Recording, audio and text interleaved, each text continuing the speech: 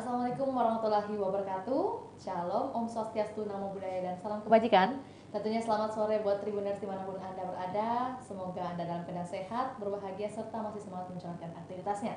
Tentu senang sekali rasanya saya Fiorella Jaretno dapat kembali berjumpa di hadapan Tribuners dalam program spesial kita sore hari ini, program Bincang Kampus edisi Kamis 20 Juli 2023. Tentu Tribun Timur telah mengundang dan juga menghadirkan langsung sosok inspirasi yang akan berbagi informasi aktual, informatif, menarik, dan juga perlu kita perbincangkan, dan tentunya berguna bagi Tribuners juga kepada saudara mahasiswa Universitas Terbuka. Untuk itu sudah hadir bersama Vio ada Bapak Profesor Dr. Haji Abdul Rahman Rahim SEMM, dan kita akan membahas terkait topik kita hari ini, yaitu membangun karakter tangguh semangat belajar mahasiswa UT Makassar. Untuk itu langsung saja kita sapa Direktur Universitas Terbuka Kota Makassar. Selamat sore, Prof. Selamat sore. Assalamualaikum warahmatullahi wabarakatuh. Waalaikumsalam warahmatullahi wabarakatuh. Alhamdulillah sehat ya. Sehat. Tugas-tugas lancar. Fisik gimana, Prof? Ya, alhamdulillah. Alhamdulillah sehat. Berjalan seperti biasa. Amin. Amin. Tentunya kita juga mendoakan bagaimana kesehatan Prof dan kesuksesan terus mengiringi ya, Prof. Ya, amin. Amin. Mungkin boleh sapa Tribuners kita yang sedang menonton nih, Prof. Ya. Assalamualaikum warahmatullahi wabarakatuh. Tribuners yang saya cintai, yang saya banggakan. Terima kasih sudah bergabung dengan Tribun Timur dalam edisi Universitas Terbuka ya. Iya, benar. Insya Allah kami bisa bersama dalam beberapa waktu ke depan. Terima kasih Mbak Vio sudah mengajak ke Tribun Timur ini. Kami juga merasa terhormat karena seorang direktur dari Universitas Terbuka bisa langsung berkunjung ke studio Tribun Timur, Prof.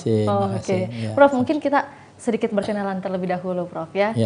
Mungkin banyak Tribuners yang penasaran dengan sosok Profesor Dr. Haji Abdul Rahman Rahim.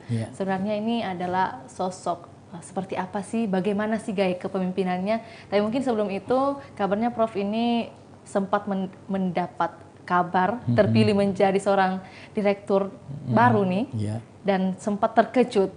Gimana kronologinya? Mungkin boleh diceritakan sedikit, Prof, kepada Tribuners. Ya, jadi saya memang menggeluti dunia pendidikan tinggi. Yang sebelumnya memang saya di Universitas Muhammadiyah Makassar, ya, mulai diangkat jadi dosen sampai meniti karir di jabatan struktural. Ya, pernah wakil dekan, kemudian wakil rektor, lalu rektor, terakhir sebagai rektor. Dan setelah jabatan rektor itu kami mencoba menemukan lagi hal yang baru dan diajak ke Universitas Terbuka. Ya, saya pilih ke Universitas Terbuka ini. Dan alhamdulillah dapat kepercayaan atau tugas dari rektor maupun pimpinan lainnya untuk memimpin Universitas Terbuka Makassar selaku direktur. Tapi gimana, maksudnya kesan-kesannya setelah mendapat amanah sebesar ini lagi, Prof, di satu universitas terbuka, khususnya di Kota Makassar, gimana kesan-kesannya, Prof? Ya, saya kira ini sesuatu yang menantang ya, karena saya berasal dari perguruan tinggi yang sifatnya konvensional, tatap muka, lalu masuk ke ranah perguruan tinggi yang virtual, sehingga ada hal baru tentunya yang banyak akan saya dapatkan di tempat ini. Dan ini juga sudah saya lakoni kurang lebih 2 tahun ya. Lalu kemudian ditunjuk menjadi direktur di UT Makassar ini. Dan terpilihnya pada saat 19 Mei 2023, benar seperti itu, Prof? Ya, Mei 2023. Ini kurang lebih baru sebulan atau memasuki 2 bulan? Ya, sebulan lebih lah. 2 bulan, dapat 1 hari kemarin ya? Ya, masuk 2 bulan, sudah 2 bulan. Gimana, Prof, dengan keadaan lingkungan di Universitas Terbuka? Apakah adaptasinya mungkin lancar-lancar saja atau ada menemukan kendala nih, Prof? Saya kira biasa saja, karena ini memang saya berasal dari perguruan tinggi dan memang melakoni pekerjaan sebagai pengelola dosennya. Dan itu tadi bahwa yang berbeda itu kan hanya media pembelajarannya. Wadahnya saja ya, Prof? Ya, tetap pada tujuan daripada pendidikan tinggi itu sendiri, bagaimana mencerdaskan kehidupan bangsa menuju manusia Indonesia seutuhnya. Ya, saya kira itu dasarnya pokok daripada penyelenggaraan pendidikan tinggi. Jadi bahwa situasi lingkungannya itu kan lebih pada media pembelajarannya saja yang berbeda. Dan bagi saya bahkan dengan media pembelajaran dengan virtual ini jangkauannya makin luas dan kesempatan untuk memperoleh pendidikan juga semakin terbuka lebar bagi seluruh masyarakat. Yang tadinya harus datang ke kampus, dengan virtual ini tidak perlu datang ke kampus lagi. Istilahnya belajar kapanpun dan dimanapun bisa belajar. Dan universitas terbuka inilah tempatnya. Jadi peluang untuk memperoleh pendidikan dengan seluas-luasnya dimanapun dan kapanpun ini udah benar ya. Universitas terbuka adalah tempat yang paling pas. Betul, betul. Dan yang terpenting juga dengan biaya yang relatif murah ya, terjangkau. Dan kemudian ini adalah perguruan tinggi negeri. Tentu semua orang mengejar kalau mau kuliah dulu cari PTN. Iya, benar. Dan saya kira universitas terbuka ini salah satunya. Termasuk juga akreditasinya kita A dan B. Dan saya kira memang terbuka kesempatan bagi seluas-luasnya bagi masyarakat untuk mengenyam pendidikan di UT dengan perantara media pembelajaran secara virtual ini. Tapi hingga saat ini, hingga hari ini mungkin Prof, bagaimana dengan tanggapan Prof terkait sivitas akademi yang ada di universitas terbuka? Dan ini kan mungkin boleh dibilang Prof ini mungkin masih baru begitu, masih ada di lingkungan baru begitu. Bagaimana dengan sivitas akademi yang lainnya? Saya kira ini hal biasa saja, apalagi di universitas terbuka. Memang mereka itu sebelum menjadi mahasiswa kan sudah diperkenalkan dengan sistem belajar jarak jauh, pengenalan kampus ya. Kan ini memang sangat penting karena umumnya masukan kita mahasiswa ya, itu kan berasal dari SMU. Apakah itu SMK, apakah SMA itu sendiri, sehingga pola belajarnya itu memang berbeda setelah masuk di universitas terbuka. Di mana waktu SMA itu dia harus tatap muka langsung dengan guru dalam satu ruangan, dalam waktu yang sudah ditentukan, dengan berbagai aturan ya. Nah setelah masuk universitas terbuka itu kan berbanding terbalik. Dia bisa masuk dan belajar kapanpun ya, memilih waktu kapan yang dia suka, lalu kemudian 24 jam itu dia bisa mengatur waktunya untuk belajar. Dan sangat dibutuhkan kesadaran atau kemandirian dari mahasiswa sendiri itu untuk memang mau belajar. Mau fokus belajar ya. Sisa mengatur waktu mereka, mana waktu yang paling luang untuk mereka fokus belajar. Tetapi yang perlu diketahui bahwa semua bahan ajar yang ada yang disiapkan oleh UT itu ada bahan ajar cetak, ada yang dalam bentuk virtual, ada e-library. Selain itu juga ada pembelajaran secara online, ya, ada webinar. Jadi semua tersedia lah. Jadi sehingga bagi kita kualitas pembelajaran dan kualitas luaran itu kita yakin bahwa itu tidak kalah dengan perguruan tinggi tatap muka. Berarti lebih menjanjikan juga ya, karena mungkin biasa di tengah-tengah aktivitas kepadatan aktivitas masyarakat begitu Prof, butuh nih tempat untuk memperoleh pendidikan tapi yang lebih fleksibel begitu istilahnya ya. Betul. Sematannya ini fleksibel. Iya, betul. Nah, nah Prof, kalau mungkin sekaitan dengan jabatan Prof saat ini selaku direktur, apakah mungkin ada program-program yang akan dilakukan begitu nanti ke depannya atau dalam waktu dekat ini mungkin? Ya, jadi sementara berlangsung dan terus kita akan upgrade program kita. Ada dua hal yang menjadi tuntutan kita di universitas terbuka di daerah atau di Makassar ini. Yang terpenting itu adalah fokus pada pelayanan. Dan dengan pelayanan itu diharapkan jumlah peminat untuk mau melanjutkan studi di perguruan tinggi itu juga akan meningkat. Jadi services ya, karena kita ini kan industri jasa. Nah, kata kunci industri jasa yang sukses itu yang mampu memberi kepuasan terhadap customernya ya. Nah, sehingga untuk mencapai kepuasan customer itu, customer satisfaction itu ada dua hal yang dijaga, yaitu service quality dan product quality. Nah, service quality itu ditandai dengan tingkat keluhan yang semakin rendah. Oke.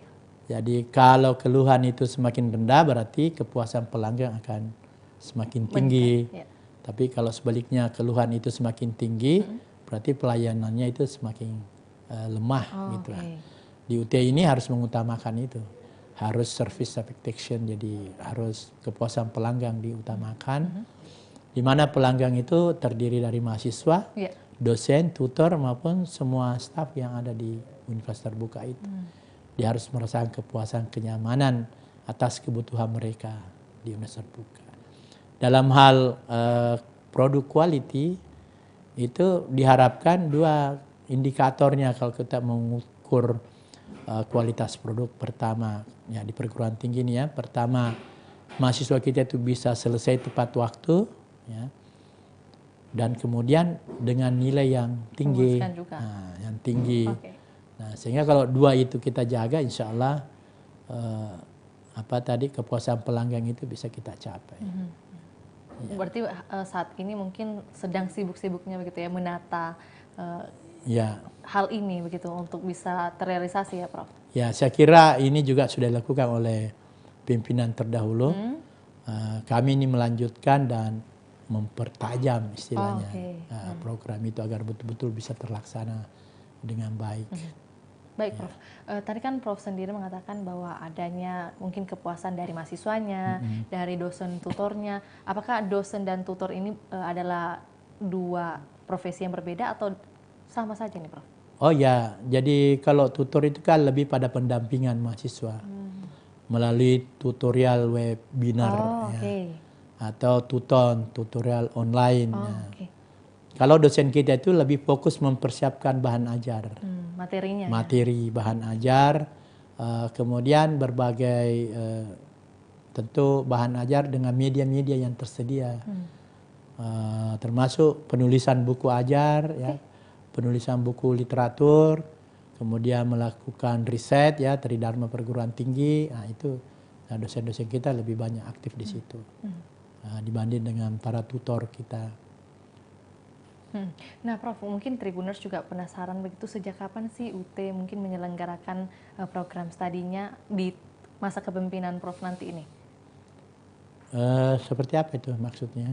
Nanti akan mulai pembelajarannya di bulan berapa mungkin Prof? Oh ya, jadi kita sudah ada kalender akademik ya. Jadi kalender akademik itu sudah tertata rapi mulai dari penerimaan mahasiswa baru, yang biasa distilahkan admisi kalau kita, kemudian melakukan pembayaran dan kemudian melakukan registrasi mata kuliah dan kemudian sudah memasuki masa studi yang diawali dengan OSMB, orientasi pengenalan pembelajaran di UT. Nah kemudian masuk masa kuliah. Nah, masa kuliah itu anak-anak kita itu kan tidak perlu tunggu rosternya lagi karena sudah tersaji semua. Begitu mereka sudah registrasi itu otomatis mereka punya akun dan bisa segera membuka pembelajaran tanpa harus menunggu lagi kapan rosternya habis, kan tidak ada langsung belajar. Langsung belajar. Karena semua sudah tersedia baik dalam bentuk cetak ya bahan ajarnya maupun dalam bentuk online, semua tersedia.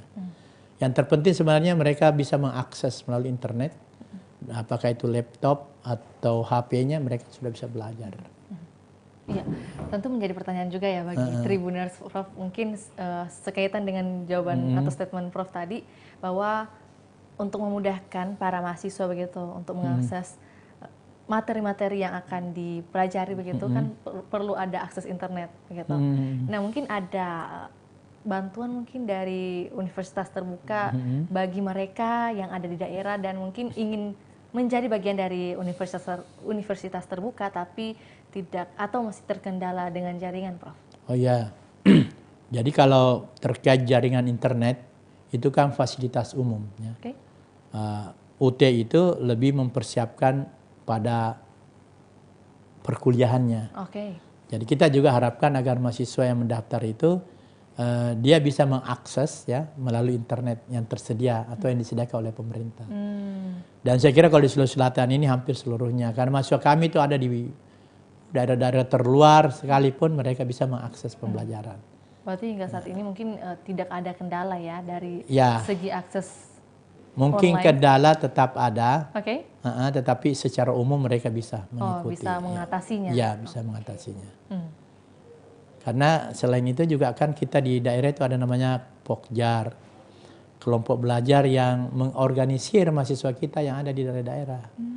Ada juga sentra layanan UT di setiap kabupaten kota.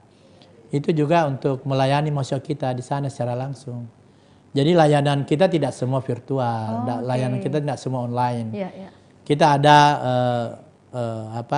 semacam kantor-kantor layanan di daerah untuk membantu mahasiswa kita secara langsung. Mungkin ada di daerah tempatnya. mana, Prof? Saat ini sudah ada, kalau untuk Pokjar di seluruh kabupaten kota. Oh, oke. 24 kabupaten kota. Iya. Dan itu minimal 1, biasanya ada 2 sampai 3. Nah, selain itu juga sudah ada sentra layanan. Sentra layanan itu kan lebih pada menyiapkan tempat ya untuk pelayanan mahasiswa secara langsung. Jadi di sana ada staf juga, di sana ada ruangan, ada fasilitas internet, ada ruang diskusi, pokoknya seperti kantor lah. Iya, iya. Nah, jadi istilahnya UT Makassar kita bawa ke daerah sebagai prototipe yang UT yang ada di daerah. Iya, iya, iya. Dan alhamdulillah karena ini sudah berlangsung setahun lebih, nah memang kepuasan mahasiswa kita itu dalam hal pelayanan mulai meningkat. Karena mereka terlayani langsung. Benar, benar. Ada Tatap langsung di muka, daerahnya ya. dan tidak perlu lagi ke Makassar. Atau karena dengan virtual atau online mereka belum begitu paham betul, bisa langsung datang. Sharing-sharing Ya, secara langsung. iya. Oh, oke. Dan yang terpenting juga mahasiswa meskipun tidak ada urusan mereka bisa ngumpul di situ.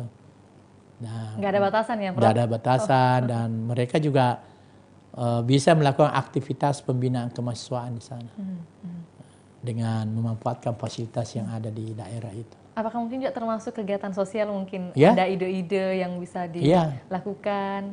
Jadi pembinaan kemahasiswaan itu bisa dilaksanakan di sentra layanan UT yang ada di daerah, di mana itu masalah membina anak-anak kita untuk masalah kepemimpinan, kewirausahaan, pengembangan bakat dan minat, ya baik olahraga maupun seni, itu mereka bisa lakukan di sentra-sentra layanan UT itu.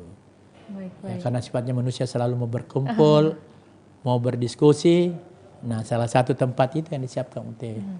Nah, mudah-mudahan itu bisa maksimal digunakan di sana. Ya, berarti kan udah ada setahun lebih tadi Prof mengatakan ya.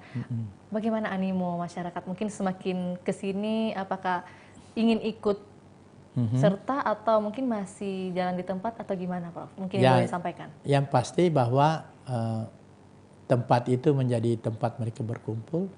Dengan seringnya mereka datang ke situ kan berarti ada kepuasan tersendiri ya bagi mahasiswa. Kemudian yang kedua, jumlah mahasiswa kita, mahasiswa baru kita juga bertambah dengan pelayanan-pelayanan seperti itu. Jadi memang masih harus dipadukan dengan antara layanan virtual online dengan layanan langsung tatap muka. Ya.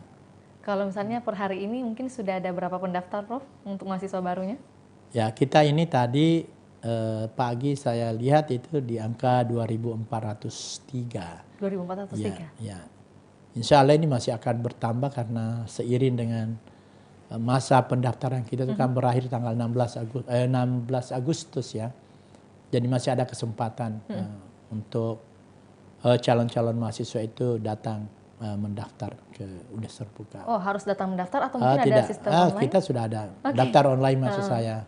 Tapi bisa juga datang langsung. Ya, karena tadi ada Pokjar, ada sentra layanan. Di Makassar ini ada kantor UT memang. Nah, itu semua bisa dimanfaatkan. Selain memang bisa juga mendaftar secara online. Dan mendaftar secara online itu kita pandu. Ya, kita pandu kalau ada kesulitan dalam pendaftaran itu 24 jam dipandu dari kantor UT Makassar ini.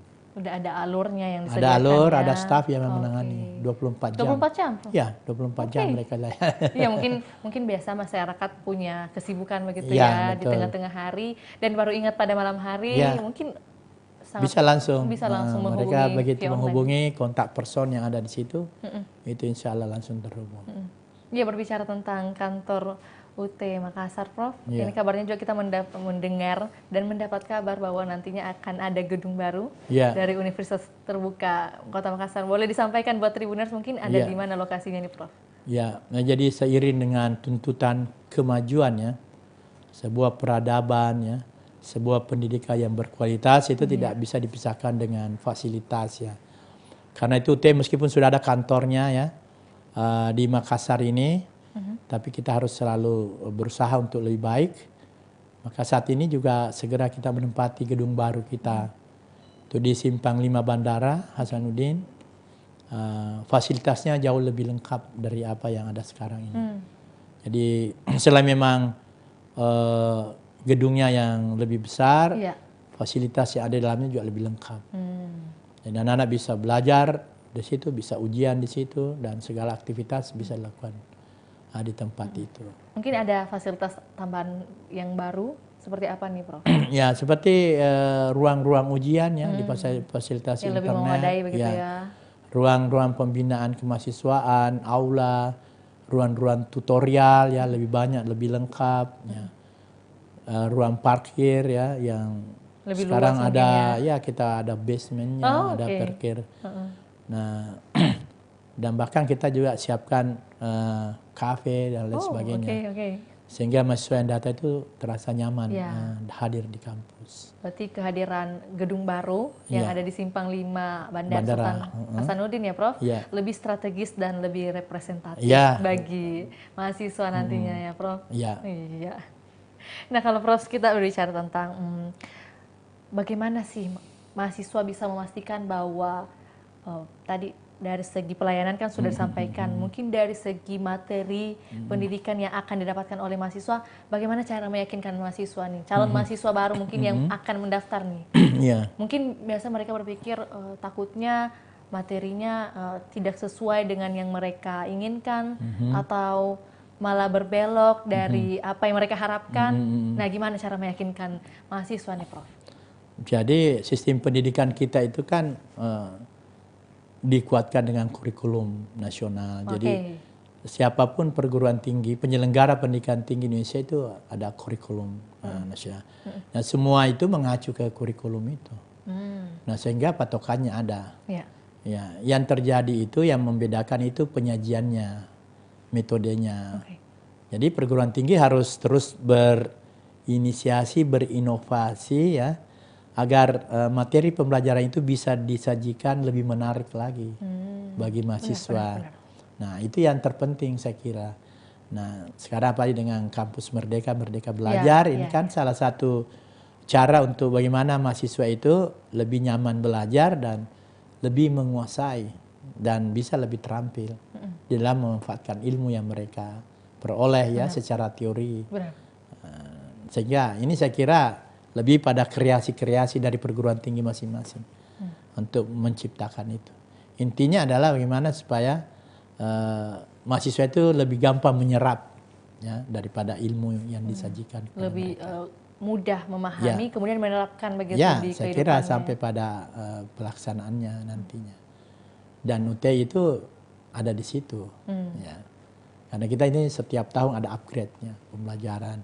Memang perlu ya, Prof. Terus upgrade, kemudian dosen-dosen yang kita pilih tentu dosen-dosen senior yang berpengalaman, dan UT membuka diri dengan perguruan tinggi lain untuk sharing di dalam hal penyediaan bahan-bahan ajar itu.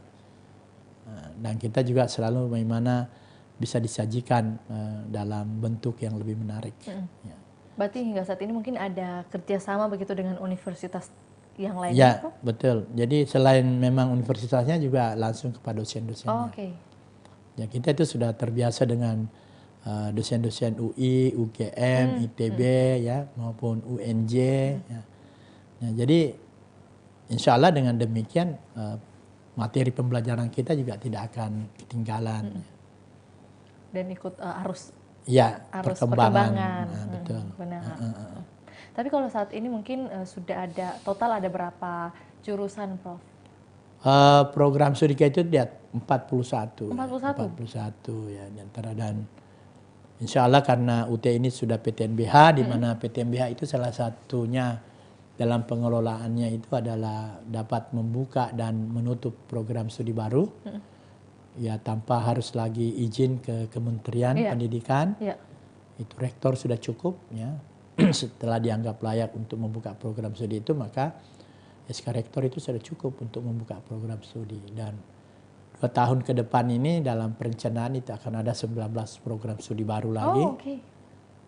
Baik pasca sarjana ya, maupun S1.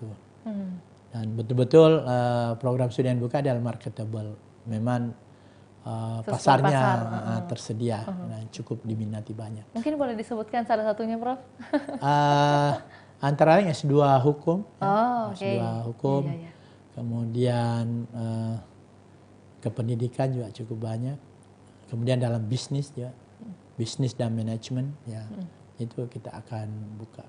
Nah, berarti untuk saat ini mungkin kalau berdasarkan data begitu, Prof ya, dari tahun sebelumnya. Jurusan yang paling banyak peminatnya itu di sektor mana nih? Apakah ekonomi, apakah hukum, atau mungkin sosial bahkan? Ya, pergerakannya ini kelihatan ke manajemen dan hukum. Ya. Manajemen, ya kalau manajemen bicara ya, manajemen ekonomi dan hukum. Ya. Meskipun di program studi lain juga tetap ada peminat. Tetap unggul juga. Ya, tetap banyak juga. Ya. Kalau eksakta itu kan seperti perikanan, ya, pertanian itu tetap diminati banyak. Kayak keperawatan juga mungkin. Kalau ilmu kesehatan kita belum. Kita belum. Ya, belum. Mungkin nanti akan ada ya, Prof. Ya, saya kira. Perbincangan ini. Saya kira kalau UT sudah mumpuni untuk menyediakan fasilitas pembelajaran virtual di ilmu kesehatan, itu saya kira tidak mustahil untuk bisa juga dibuka. Artinya, ya. Baik, tentu kita menunggu informasi terbaru. Apakah mungkin nanti bisa jadi, Prof ya, kalau tidak menutup kemungkinan akan ada program studi kesehatan ya, Prof? Ya, tidak tertutup kemungkinan. Tapi ya tadi, UT komitmen dalam kualitas tentu yang terlebih dahulu harus disiapkan fasilitas yang mendukung untuk membuka program studi itu. Tidak asal ya? Ya, karena ini kan kita virtual. Iya, benar. Jadi kalau kesehatan kan lebih harus prakteknya lebih banyak. Baik. Tapi itu tidak mustahil bagi UT juga bisa jadi pertimbangan. Ya. Prof, mungkin ini Prof mungkin sering mendengar juga begitu ya, persepsi orang ketika mendengar universitas terbuka, katanya adalah tempat belajarnya orang-orang yang sudah bekerja, sudah berumah tangga dan sebagainya. Nah, ini kan apa memang seperti itu atau perlu kita ubah mindset masyarakat, Prof? Oke. Jadi kita tidak pungkiri kalau memang mahasiswa UT itu ya, utamanya di awal-awal UT didirikan itu mereka dari kalangan guru, ya, atau orang-orang yang sudah bekerja, ya. Karena memang pemerintah hadirkan di awal itu untuk itu. Nah, tetapi di dalam perkembangannya, ya, nah ternyata UT itu tidak hanya diminati oleh mereka. Ya, sekarang malah antara milenial ya dan istilahkan kolonial itu. Sekarang sudah lebih banyak ke milenialnya. Jadi usia antara 19 sampai 30 tahun itu yang lebih banyak sudah mendaftar ke kita beberapa tahun terakhir ini. Mungkin ini seiring dengan perkembangan kemajuan teknologi di mana anak-anak sudah piawai dengan gadget dan merasa malas lagi untuk datang ke kampus tatap muka, padahal orang dimanapun bisa belajar, kuliah, dan dia nyaman dengan itu. Nah, sehingga saat sekarang ini ya UT menjadi salah satu pilihan mereka. Nah, bukan malah sih, Prof. Mungkin karena ada melihat kemudahan begitu ya. Jadi masyarakat atau mahasiswa nanti ini anak-anak muda milenial ini malah berkiprah ke UT nantinya. Dan ini juga merupakan suatu kebanggaan juga bagi UT pastinya ya, Prof. Ya, selain UT juga kebanggaan Indonesia juga. Karena kita lihat ya di perguruan tinggi di luar negeri, di negara-negara maju, itu justru model pembelajaran terbuka ini diminati. Sebutlah misalnya Inggris itu total mahasiswa universitas terbukanya itu sampai 3 juta orang. Amerika 4 juta, India sekitar 4 juta, China juga sekitar 4 juta. Jadi kelihatannya ya semakin maju sebuah negara itu belajar mandiri secara virtual juga semakin diminati. Dan saya kira Indonesia akan menuju ke situ. Amin. Ya, sehingga UT memang terbuka besar peluangnya untuk memberi kesempatan kepada mereka yang sibuk dan kemudian tidak mau lagi datang ke kampus, dan keinginannya untuk belajar mandiri cukup tinggi. Besar. Nah, itu UT nantinya. Dan saya kira sudah kelihatan karena dalam waktu beberapa kurun waktu terakhir ini UT dari 300.000 mahasiswa sekarang sudah hampir 500.000. Sudah hampir 500.000. Iya, jadi pergerakannya sangat tinggi dan signifikan. Malah di target 2025 itu kita sudah mencapai 1 juta mahasiswa. Amin, amin. Jadi mungkin pada saat titik baliknya begitu Prof, di tahun berapakah itu mulai meningkat partisipasi mahasiswa? Sebenarnya sebelum pandemi juga sudah mulai meningkat. Tetapi setelah masuk masa pandemi ini justru lonjakannya luar biasa. Hingga saat ini ya? Iya, hingga saat ini. Jadi hikmah yang ada di balik pandemi itu adalah bagaimana orang makin terampil menggunakan teknologi, memanfaatkan teknologi informasi ini. Dan kemudian kampus-kampus di masa pandemi kan melakukan itu. Benar. Meskipun sangat sederhana ya, karena hanya pakai Zoom ya. Nah, tetapi sungguhnya pembelajaran jarak jauh dilakukan UT itu jauh lebih dari apa yang dilakukan selama ini. Jauh lebih bagus dan jauh lebih ya, dan jauh sistematis. Nah, sehingga banyak kampus-kampus besar itu datang belajar ke UT. Pembelajaran jarak jauh itu. Ya di UT pusat itu ada itu untuk dosennya dalam hal pembelajaran jarak jauh ini. Jadi terbayanglah kita bahwa ke depan ini kampus-kampus yang virtual ini akan terus bergerak maju. Iya benar juga, karena memang setelah pasca pandemi sekarang ini bahkan mahasiswa masih menginginkan adanya kelas virtual aja katanya. Sekarang kalau dosen kasih pilihan mahasiswa di kampus tatap muka itu mau virtual atau mau tatap muka, mayoritas minta virtual. Benar. Nah itu sudah terjadi, jadi akan terbayang itu. Baik Prof, ini kan kita berbicara tentang mekanisme begitu ya, virtual atau transisi virtual dari pendidikan universitas lain begitu. Dan memang universitas terbuka sudah lebih dulu ada di jalan itu, Prof. Dan kalau Tribuners penasaran Prof, universitas terbuka siapkan beasiswa gitu untuk mahasiswa ingin melanjutkan pendidikan di UT. Sama ya dengan peningkatan beasiswa. Ada pemerintah siswa yang dari pemerintah bagi mahasiswa yang tidak mampu. UT menyiapkan bagi yang berprestasi. Kemudian itu UT juga menjalin kemitraan ya dari berbagai institusi baik pemerintah swasta untuk mendapatkan CSR dalam bentuk beasiswa. Jadi kita juga ribuan mahasiswa yang memperoleh beasiswa ya, tapi secara nasional. Nah, tapi kalau dibagi lagi ke UT per daerah, itu akan menjadi mengecil ya, karena pembaginya banyak. Benar-benar. Nah, tetapi yang pasti ini terus mengalami peningkatan dari sisi jumlah.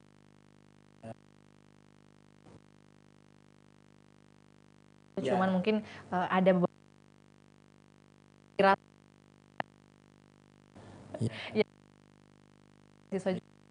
susah juga bagi perguruan tingginya. Ya, tetapi ya nanti kita menjalin kemitraan dengan berbagai institusi, itulah yang bisa memberi peluang jumlah yang banyak. Ya, karena pemerintah itu kan ada kuota. Nah, berdasarkan kuota itulah kita bagi ke seluruh UT yang ada di daerah. Tapi UT daerah bisa berinisiasi untuk mendapatkan CSR ya, beasiswa untuk mahasiswa setempat. Dan itu kita mulai rintis di Makassar ini. Baru mau mulai rintis atau sudah ada?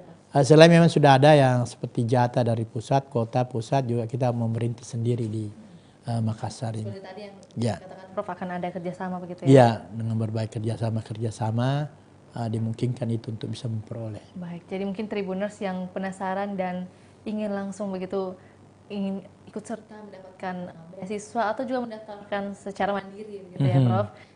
Kampus universitas terbuka sangat terbuka peluangnya bagi siapa saja untuk bisa menjadi bagian dari kampus universitas terbuka Prof. Tapi untuk itu Prof, pertanyaan Tribuners juga, bagaimana dengan lulusan UT? Bagaimana kualitasnya, atau bahkan mungkin boleh disampaikan bagaimana mereka sudah berhasil di luar sana setelah keluar dari universitas terbuka Prof?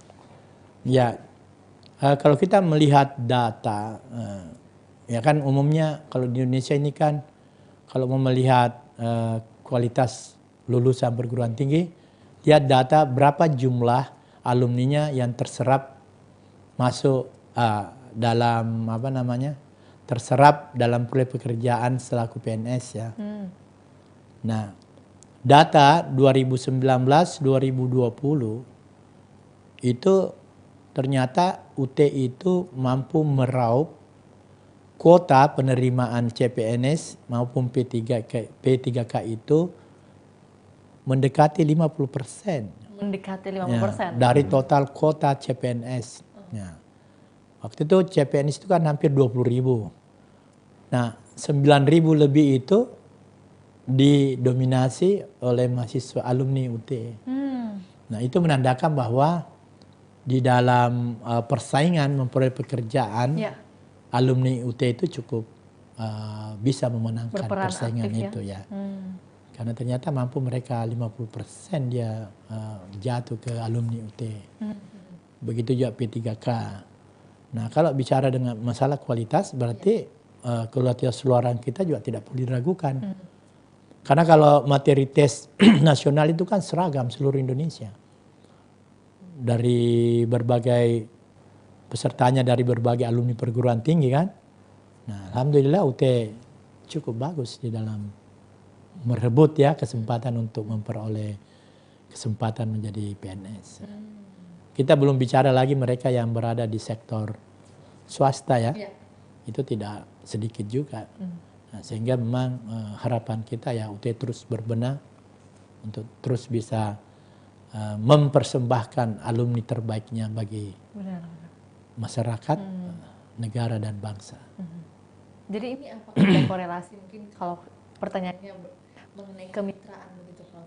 Setelah mungkin ada lulusan yang memang hampir mencapai 50% untuk PNS itu sendiri, bagaimana dengan kemitraan pemerintah daerah Kota Makassar dengan Universitas Terbuka Makassar Prof? Ya, kita jalin kerjasama dengan bukan saja Makassar ya, kalau di Sulsel ini kita sudah MOU dengan 11 bupati dan wali kota. Ya, utamanya di dalam hal peningkatan kualitas aparat ya, dan masyarakatnya di dalam melanjutkan studinya di perguruan tinggi. Nah, seperti saat sekarang ini misalnya aparat pemerintah desa itu untuk mendapatkan jabatan eselon ya, atau semacam kepala seksi itu minimal sarjana.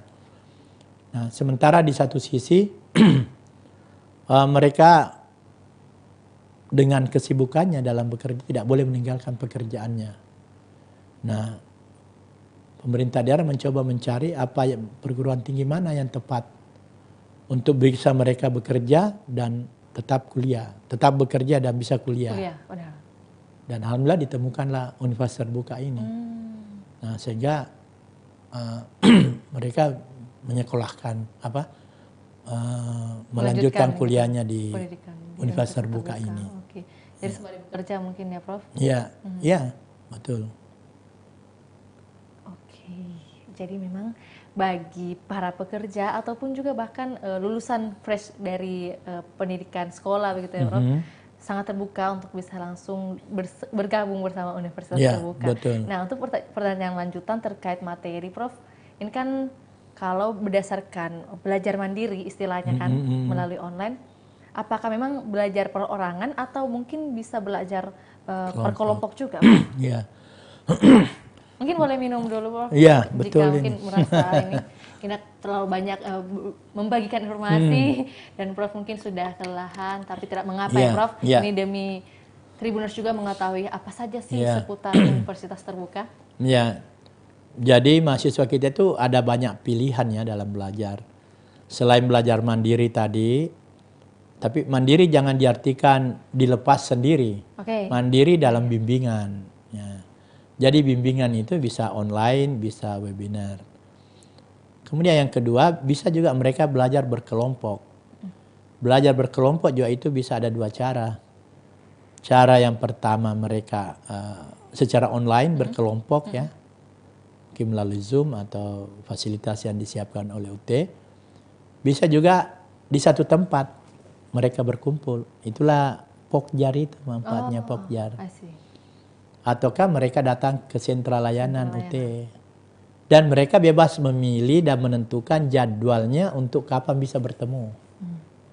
Ya tentu namanya manusia, tidak selamanya online itu menjadi tumpuan. Dia butuh komunikasi langsung ya. Karena dengan komunikasi langsung tatap muka itu bisa ada canda, tawa di antara mereka. Keakraban akan semakin terjalin, dan dengan demikian mereka semangat belajarnya akan semakin tinggi. Jadi tetap dipersilahkan dan difasilitasi untuk itu. Ya. Iya, mungkin masih ada yang bingung juga nih Prof ya terkait bagaimana sih pendistribusian bahan belajarnya. Kalau mungkin tadi kan secara online ya ada Zoom, ada webinar. Tapi kalau yang perorangan ini apakah memang dijadwalkannya misalnya mau jam 3 sore? Itu gimana mekanisme untuk mendapat bahan ajaran itu Prof? Jadi kalau bahan ajar itu selain disiapkan secara online ya, juga ada bahan ajar cetak. Yang biasa disebut modul.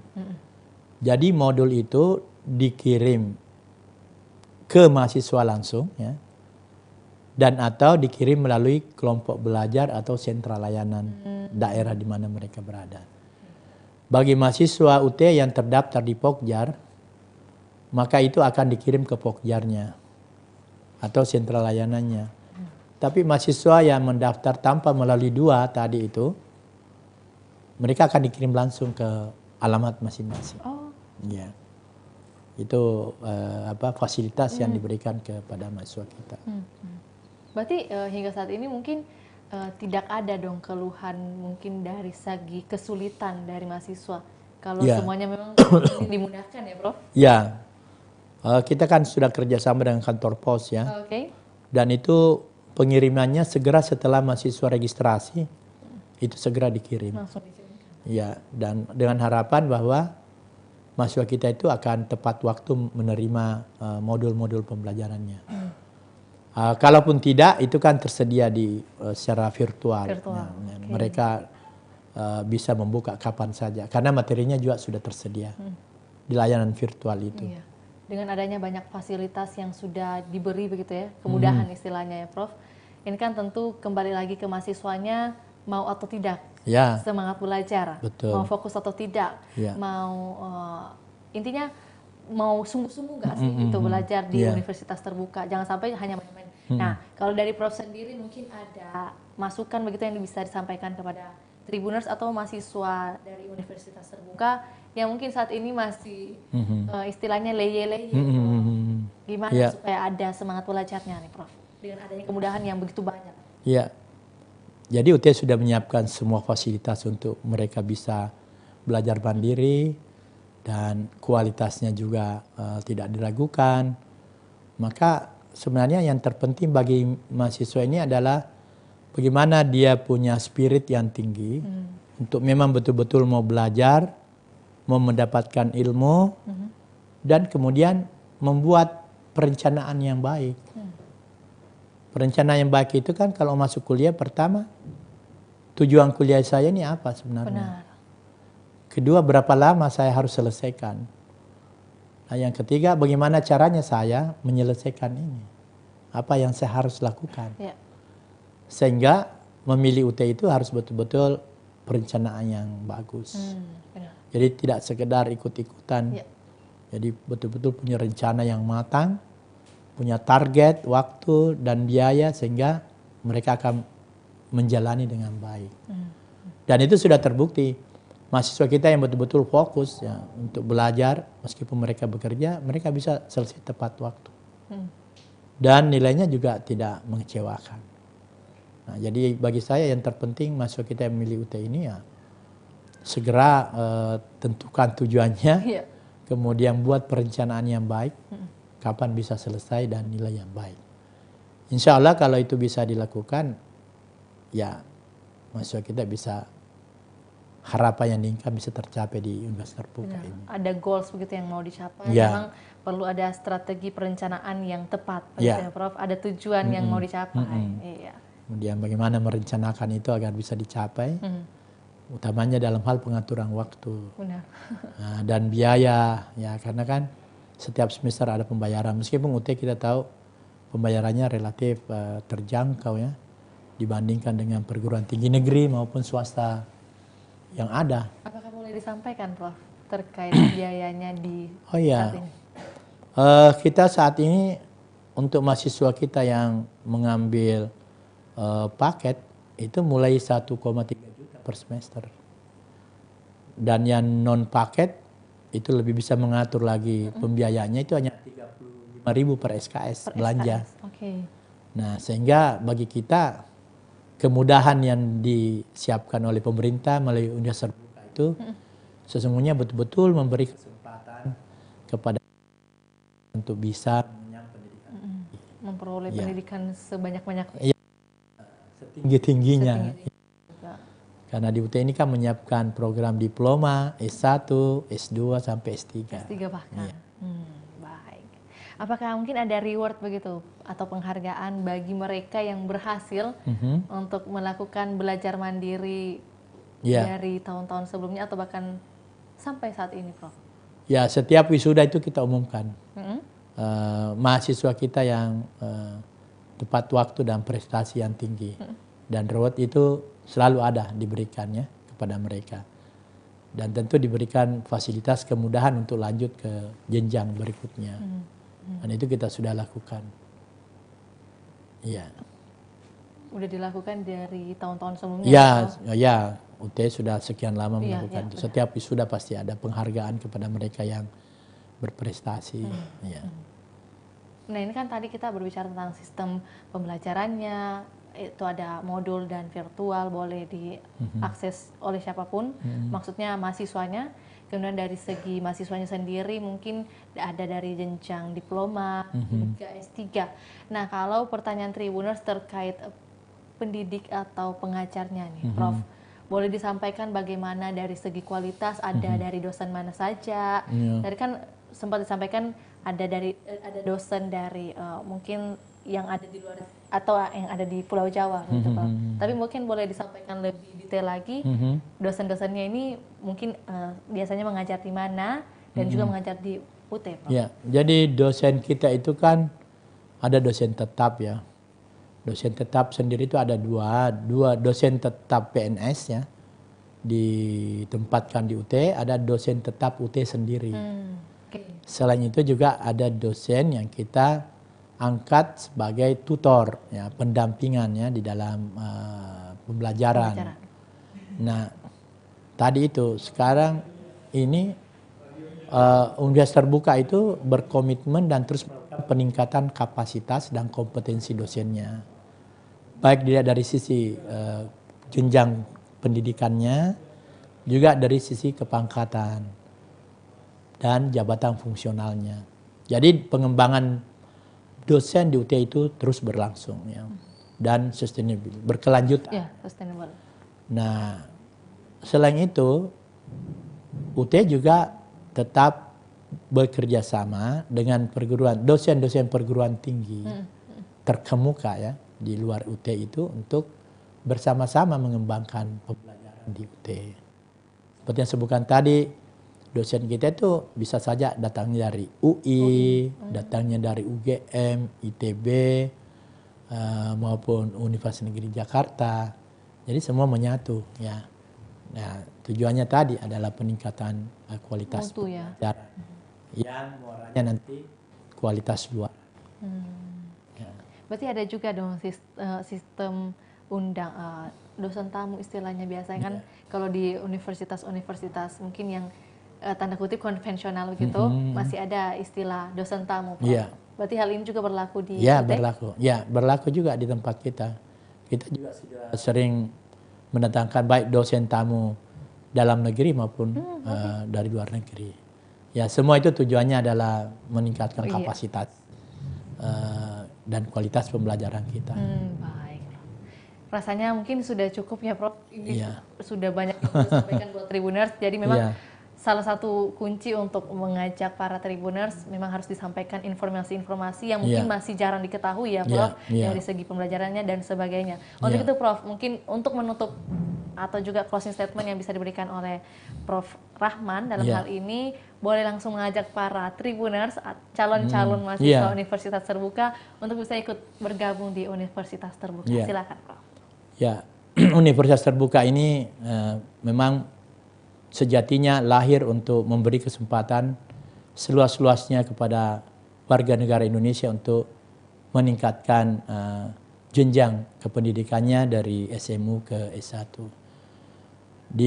Sejak di 1984 ini sudah dilakukan di masa Presiden Soeharto, karena memang melihat waktu itu kondisi bangsa ya tidak seimbang antara jumlah luaran SMA, tamatan SMU dengan fasilitas yang tersedia untuk perguruan tinggi.